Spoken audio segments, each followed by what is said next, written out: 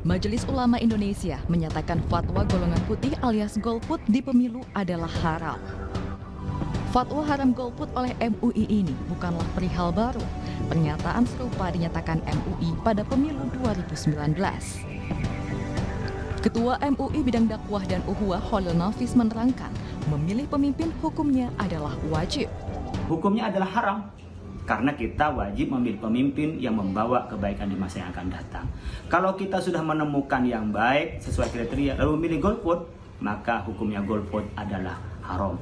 Fatwa ini berlaku sampai 2024 yang akan datang. Saya nggak bisa bayangin kalau kemudian dari seluruh orang yang punya hak pilih itu cuma 10% yang memilih, 90% golput. Berarti apa? Legitimasi kepemimpinannya juga tidak baik. Oleh karenanya, ayo siapapun yang punya hak pilih, ya kita lihat rekam jejaknya, kita cari pemimpin yang diantara yang tidak sempurna itu kira-kira yang paling kecil mudorotnya, atau dalam bahasa mafhum mukhalafahnya, dengan memilih tidak golput itu berarti kita sebenarnya sudah memotong kesempatan, ruang-ruang untuk orang yang tidak layak untuk memimpin. Sehingga memilih menurut saya lebih maslahat daripada golput gitu.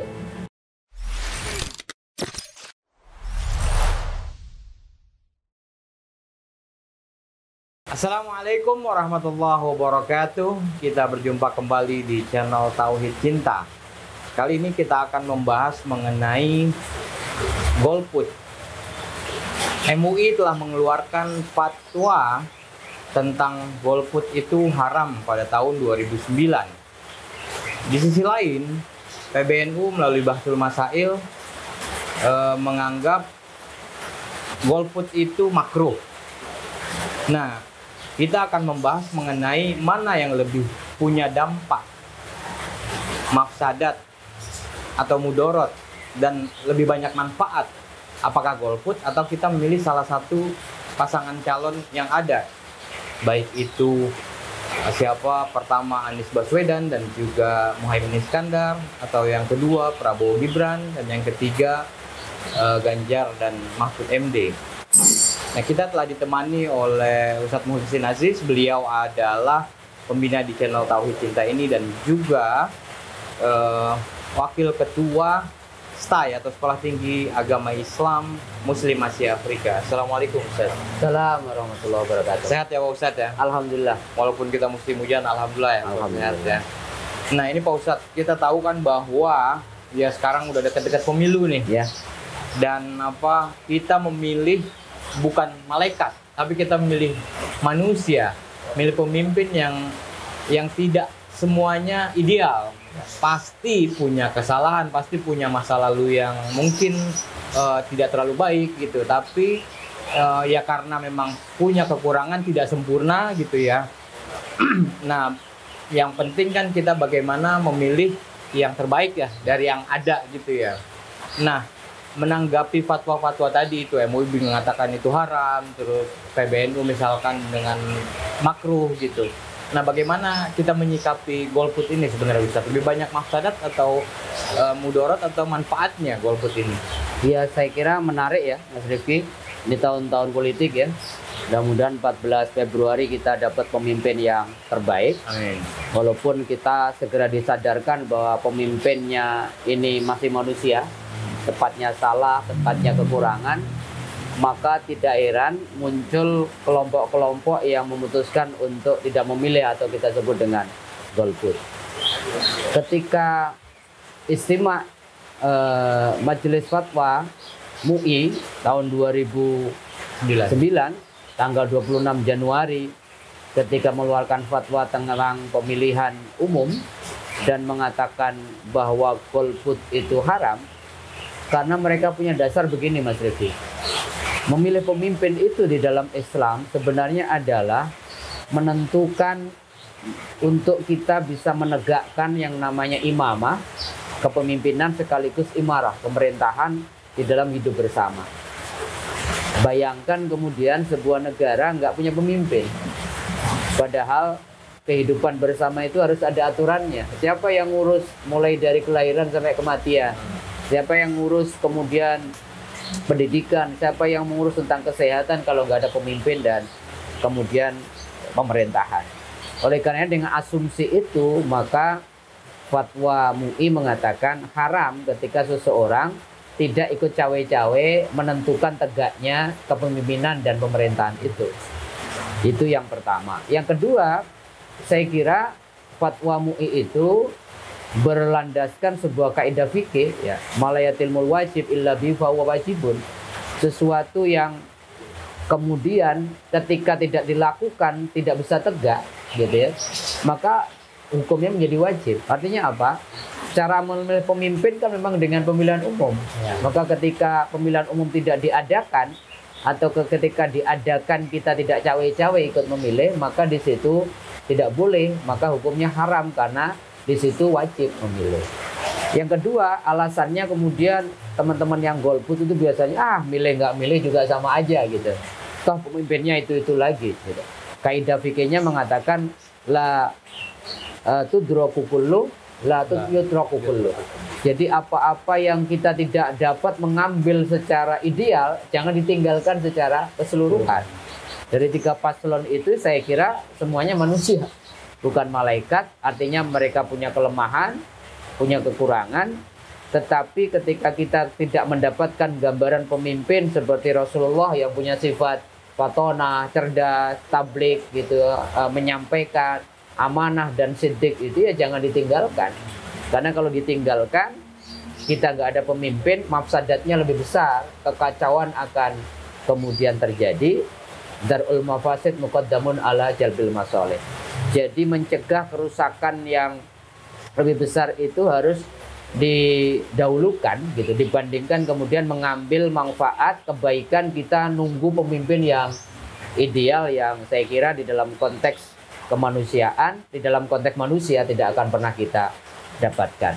Dari situlah maka kemudian sebenarnya antara MUI sama PBNU sama, menghendaki orang-orang yang ada di Indonesia itu jangan memilih pilihan golput, tetapi jatuhnya yang satu makruh saja, karena makruh itu kan hukumnya adalah sesuatu yang sesungguhnya tidak disukai oleh Allah, tapi tidak jatuh pada sesuatu yang haram karena konsekuensinya dosa. Dua-duanya ingin mengatakan bahwa tetap kita harus dahulukan mempunyai pemimpin walaupun pemimpin itu kemudian tidak ideal. Bahkan kalau Ahlussunnah wal Jamaah gitu, bahkan mengatakan punya pemimpin yang dolim sekalipun itu lebih baik daripada kemudian negara tidak punya pemimpin. Pasti kerusakannya, kekacauannya lebih besar. Ada dalil yang saya kira melandasi kaidah fikihnya adalah maka ridho bisyai'in itu ridho kemudian mayatawallu minhu. Ketika umat Islam terutama ini ya, ketika kita sudah ridho menerima demokrasi sebagai pilihan kita dalam bernegara, maka segala turunan demokrasi termasuk pemilu juga harus kita terima. Maka dari situ maka fatwa MUI dengan asas preventif saya kira kemudian meletakkan hukumnya haram, tetapi PBNU kemudian dalam asas yang juga preventif meletakkan hukumnya lebih ringan yaitu makruh. Tetapi kan dua-duanya ingin mengatakan ayo gunakan hak pilih Anda karena ini tanggung jawab kita demi tadi tegaknya imamah kepemimpinan sekaligus tegaknya imaroh adalah pemerintahan.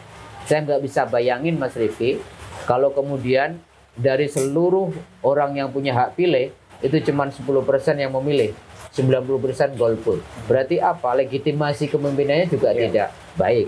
Oleh karenanya, ayo siapapun yang punya hak pilih, ya kita lihat rekam jejaknya, kita cari pemimpin yang diantara yang tidak sempurna itu kira-kira yang paling kecil mudorotnya.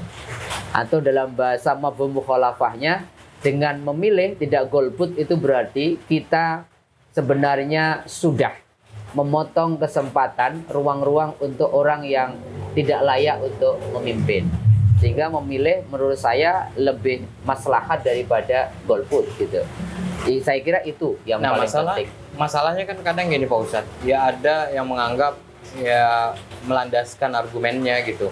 Ya pemilu-pemilu sebelumnya misalkan terjadi kecurangan sehingga ya sudah kapok lah untuk memilih gitu. Karena ya hasilnya sudah bisa ditentukan bahkan sebelum pemilu gitu. Itu yang pertama. Terus yang kedua juga misalkan ada yang menganggap bahwa proses penjaringan calon presiden atau calon wakil presiden itu tidak melibatkan partisipasi masyarakat atau rakyat. Kita tahu kan bahwa dalam sistem pemilu ya partailah yang berhak untuk mengajukan calon pemimpin gitu. Nah, partai-partai ini tidak melibatkan, bagi mereka tidak melibatkan partisipasi masyarakat untuk menjaring calon pemimpin gitu. Ya berdasarkan kepentingan-kepentingan tertentu gitu, koalisi-koalisi tertentu, sehingga calon A atau B atau C yang dimajukan gitu segala macam.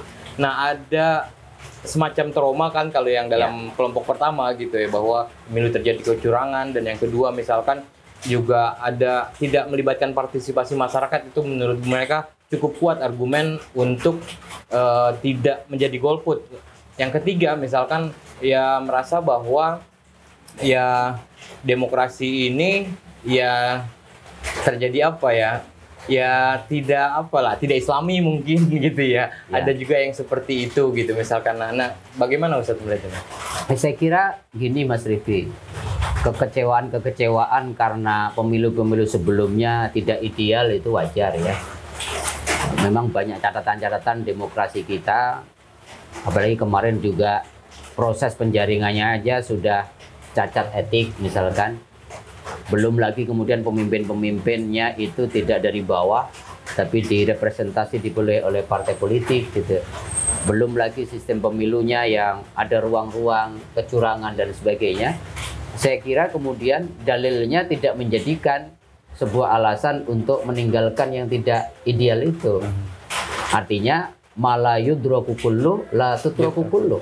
Kalau kita nggak dapat pemilu yang bebas, jujur, adil, rahasia, langsung, itu ya jangan ditinggalkan pemilunya.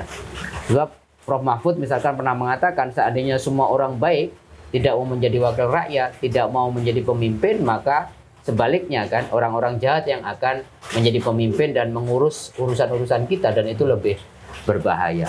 Yang menjadi catatan menurut saya kok idealnya bagi saya adalah ketika ada sesuatu yang tidak pas, tidak berarti kita tinggalkan.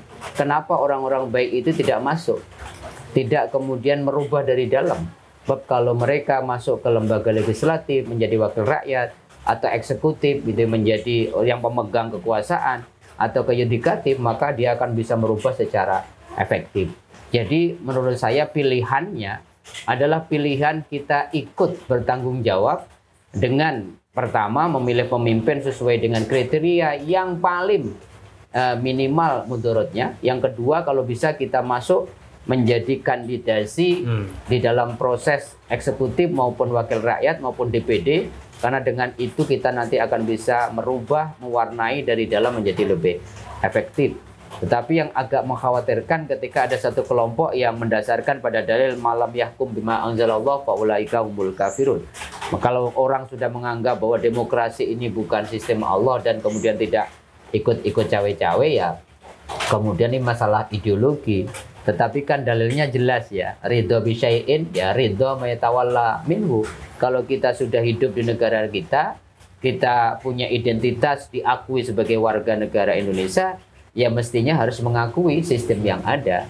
Jadi pilihan idealnya saya kira kita harus ikut bertanggung jawab.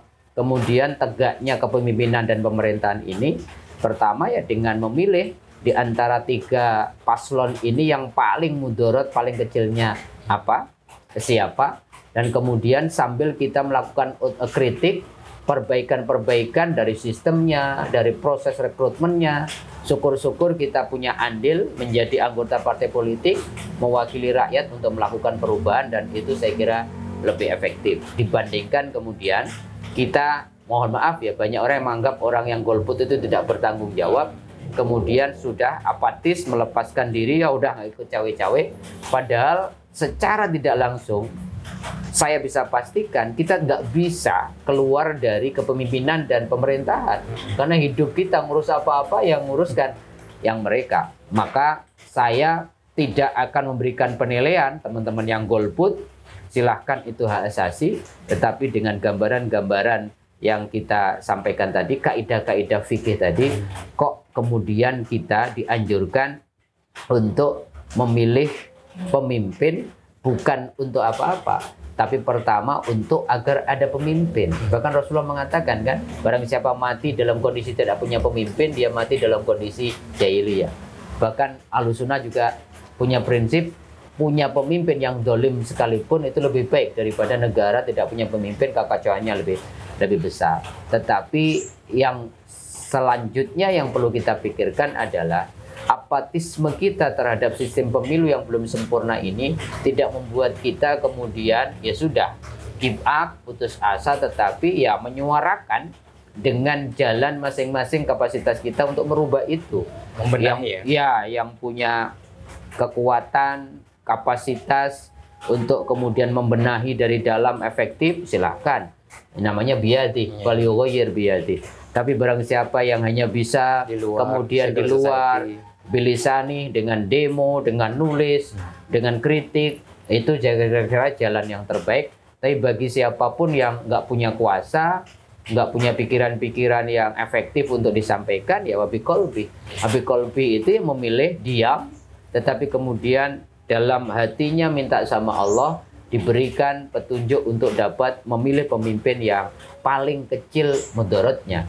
Sehingga kalau tiga-tiganya masing-masing warga negara punya sumbangsih di dalam proses pemilu yang sudah disepakati sebagai sistem bersama ini, kok saya yakin bahwa akan ada perbaikan-perbaikan ke depannya, sambil kemudian terus kita melakukan otokritik, amar ma'ruf nahi mungkar. Poinnya saya kira itu. Nah, terkait tadi Pak Ustadz mengatakan tanggung jawab. Ya. Nah, ini viral nih tentang video masalah memilih pemimpin dan tanggung jawab memilih pemimpin. Ketika misalkan kita salah memilih pemimpin, itu akan ada hisab. Nanti tanggung jawabnya besar di hadapan Allah dan akan dihisab di hari akhirat, di akhirat gitu, di hari kiamat segala macam gitu. Nah, memang sebesar itu tanggung jawab kita ketika memilih pemimpin dan bahkan salah memilih pemimpin. Apakah ini bukan bagian dari ijtihad gitu? Kalaupun kita salah memilih ya pahalanya 1, kalau benar ya 2 gitu. Saya kok lebih condong memilih pemimpin itu bagian dari ijtihad. Karena memang kita tidak punya akses secara hakiki untuk melihat pemimpin itu dengan segala objektivitasnya. Maka masuknya di situ wilayah ijtihad. Ijtihad itu kan wilayah yang non akli kan. Yang Allah sudah tentukan. Memang Allah sudah tentukan ya, bila pemimpin yang adil. Keadilan itu kan sangat ta'akuli ya. Sangat sesuatu yang sangat relatif. Kita nggak punya akses, masing-masing orang punya kapasitas keadilan seberapa. Oleh karena kok lebih nyaman, lebih memilih pemimpin itu bagian dari ijtihad kita. Upaya kita dengan segala informasi yang kita dapatkan, rekam jejak mereka, kemudian kita berijtihad. Artinya kalau kita sudah berijtihad, minimal menggunakan dalil itu. Barang siapa berijtihad, kalau ijtihad memilih pemimpinnya benar, dia dapat 2 pahala. Pertama, pahala ijtihadnya. Pahala kedua, memilih benar pemimpin. Tapi kalaulah salah, kita tidak golput, tapi sudah berijtihad dengan informasi rekam jejak yang sudah kita kemudian perhitungkan, maka tetap mendapat pahala 1. Saya kira bukan yang satunya tadi. Sebab kalau kemudian tanggung jawab pilihan itu kalau salah, itu banyak orang kemudian malah takut sehingga kemudian malah membabi buta, kemudian tidak memilih. Dan yang paling utama saya kira masing-masing harus juga memperhatikan tidak sembarangan ketika memilih pemimpin, ada kriteria-kriteria yang dicontohkan oleh Kanjeng Nabi atau minimal berdasarkan kepemimpinan orang-orang yang dikatakan Nabi al-Khulafaur Rasyidun ya, 4 orang yang mendapatkan petunjuk dari Allah, Abu Bakar, Umar, Utsman dan Ali. Sehingga di breakdown dalam video-video yang lain kita pemimpin ideal itu seperti apa. Masukkan aja Mas Rifki kriteria-kriteria itu, apakah kemudian sudah cocok atau tidak dari 3 paslon itu, kemudian kita pilih. Dan ketika kita sudah dengan kriteria-kriteria memutuskan di antara 1 dari yang 3 itu, berarti ijtihad kita kan.